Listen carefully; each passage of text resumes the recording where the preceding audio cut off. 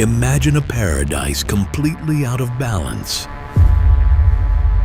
By the year 1926, human intervention had wiped out the very last gray wolf pack from Yellowstone National Park. People thought they were doing a good deed, protecting the park's gentler creatures. But nature does not see the world through human morality. Without their apex predator, the deer and elk populations skyrocketed.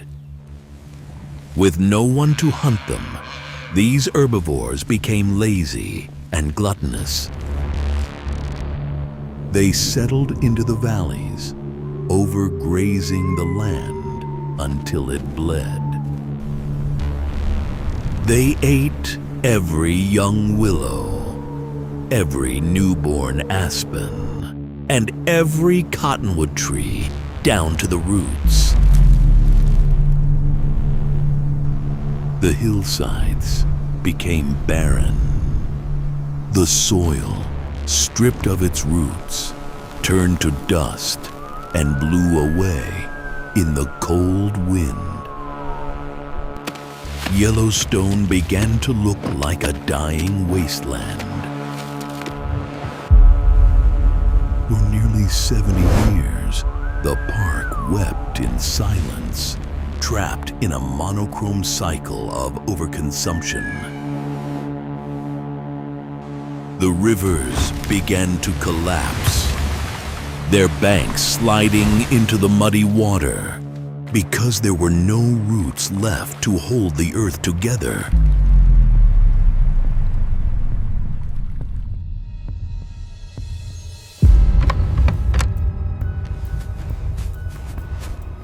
Then came January 1995. Scientists and conservationists decided to do something radical, something dangerous. They brought 14 gray wolves from Canada and released them into the snow-covered wilderness of Yellowstone.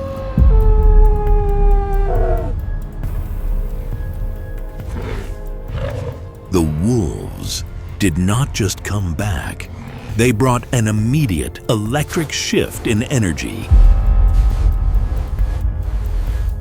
The first change was obvious. They began to hunt the massive elk herds. But the truly fascinating part was not just that the wolves killed the deer, it was how they changed the deer's behavior. The deer realized that the deep valleys and open gorges were now death traps. Driven by a healthy sense of fear, they stopped lingering in the open spaces. They moved to the higher rocky ground and stayed on the run. For the first time in almost a century, the valley floors were given room to breathe. The shadows had returned, and with them, the balance of life.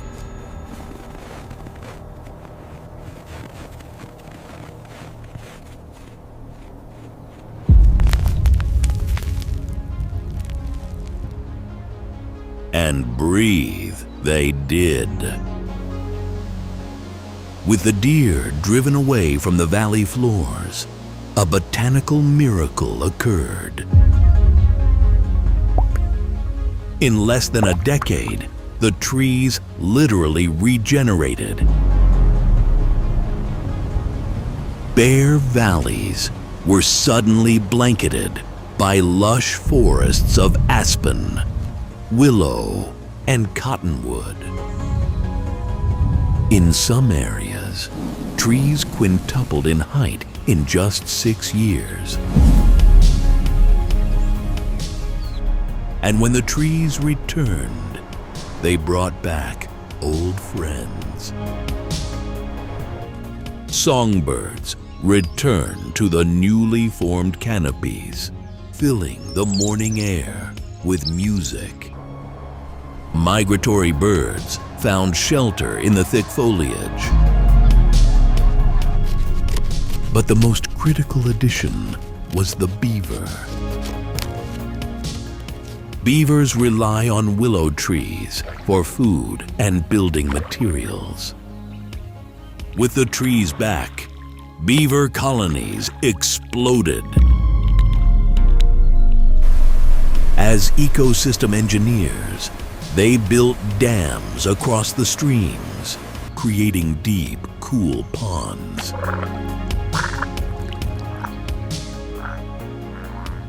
These ponds became sanctuaries for muskrats, ducks, frogs, and fish. A single predator had accidentally built a paradise for entirely different species.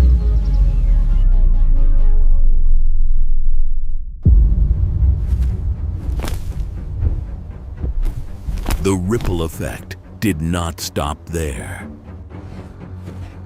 The wolves went to war with the local coyotes, cutting their numbers in half. With fewer coyotes lurking in the grass, the populations of rabbits and mice boomed. Suddenly, a massive wave of aerial predators, hawks, eagles, owls, and foxes, returned to Yellowstone, drawing an endless buffet from the fields. Badgers dug into the earth once more. Furthermore, the wolves were sloppy eaters, and that was great news for the scavengers. The carcasses they left behind provided vital food for bald eagles, ravens, and even grizzly bears during the brutal winters. Even the berries, growing on the newly recovered bushes, helped the bears grow stronger before hibernation. The entire food web was locking back into place, stronger than ever before.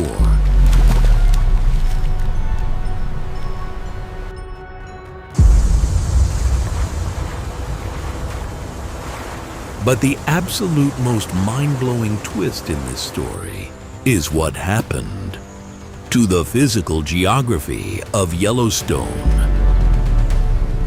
The wolves changed the actual layout of the rivers.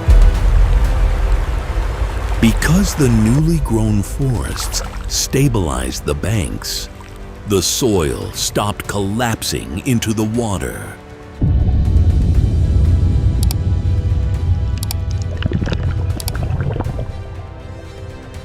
The massive root systems locked the earth like steel anchors. With the riverbanks reinforced, the rivers stopped meandering and widening. The channels narrowed, deep pools formed, and fresh riffles emerged. Erosion rates plummeted. The water became crystal clear, clean, and a healthy habitat for trout and aquatic life. The rivers physically stabilized, all because a pack of wolves kept the deer moving. This is the ultimate lesson of the Trophic Cascade. Nature is not a collection of isolated parts. It is an incredibly complex living tapestry. When we pull on one thread, the whole picture shifts. Yellowstone taught the world that sometimes, to save an ecosystem, you don't need to plant 1,000,000 trees or build 1,000,000 dams. You just need to let the wild be wild and let the top predator do its job.